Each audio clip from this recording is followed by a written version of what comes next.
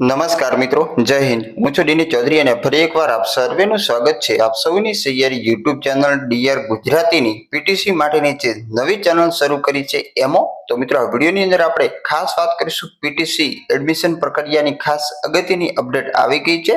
ઘણા બધા મિત્રોએ આની અંદર ફોર્મ ભરી દીધું છે અને ખાસ મિત્રો મેરિટ યાદી અને કોલેજ પસંદગીની અત્યારે રાહ જોઈ બેઠા છે.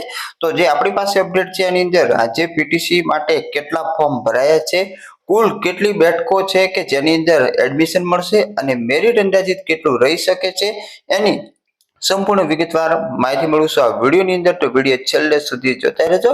સાથે સાથે જો તમે હજુ સુધી આ ચેનલને સબસ્ક્રાઇબ ના કરી હોય તો સબસ્ક્રાઇબ કરી બેલ આઇકન પ્રેસ કરી દો એટલે નવા વિડીયોની પણ નોટિફિકેશન મળતી રહેશે. મેરિટ યાદી કોલેજ પસંદગી બાબતેની સંપૂર્ણ વિગતવાર માહિતી તમને આપણી ચેનલ પર મળી જશે.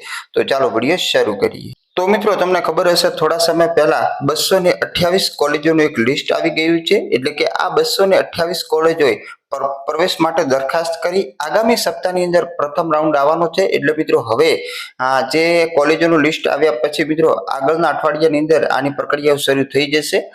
પીટીસી ના પ્રવેશ માટે રેકોર્ડ બ્રેક 65,000 વિદ્યાર્થીઓ નોંધાયા, તમામ બેઠકો ભરાઈ જશે.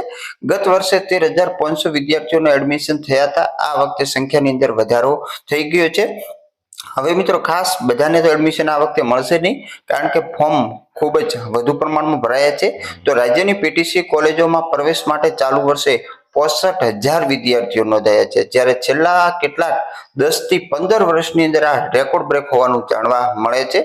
પ્રવેશ માટે નોંધાયેલા વિદ્યાર્થીઓની સંખ્યા જોતો સરકારી, ગ્રાન્ટેડ, ખાનગી તમામ કોલેજોની બેઠકો ભરાઈ જશે, કારણ કે ચાલુ વર્ષે પ્રવેશ માટે 228 કોલેજો દરખાસ્ત કરી છે, જેમાં 17 થી 18,000 બેઠકો હોવાનો અંદાજ છે.